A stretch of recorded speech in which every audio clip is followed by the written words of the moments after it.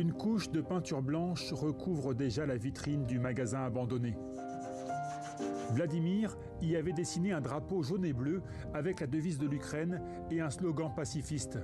L'œuvre a été effacée très vite, alors Vladimir recommence. Cette fois, j'ai dessiné une colombe de la paix. La colombe est inoffensive, elle ne contient plus d'éléments antimilitaires, antipolitiques. Nous sommes à 2 heures de Moscou, mais ici la loi est la même. Gare à quiconque oserait dénigrer l'armée russe engagée en Ukraine. Fin mars, Vladimir a dessiné cette fillette ukrainienne. Aussitôt dénoncée, un tribunal l'a condamnée à une amende de 35 000 roubles.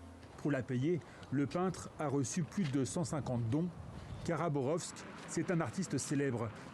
Une centaine de ses œuvres ornent les murs de la ville. Les filles aux couleurs des drapeaux de l'Ukraine et de la Russie représentent l'amitié. C'est une affiche soviétique, et qu'avons-nous maintenant? Tout cela a été détruit, on ne peut être que nostalgique du passé. Nostalgie d'une certaine Russie, mais pas celle de Vladimir Poutine. Ces dernières années, l'octogénaire est entré en résistance pour demander d'abord la réhabilitation des victimes du goulag, puis pour réclamer la fin de cette guerre dont il n'a même pas le droit de dire le nom.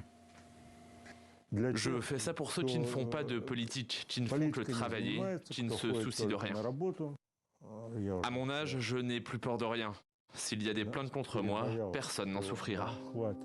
Vladimir est inquiet. La Russie, dit-il, repart dans une très mauvaise direction. Mais d'ici là, il le jure, il continuera de dessiner des colombes sur ses peintures effacées.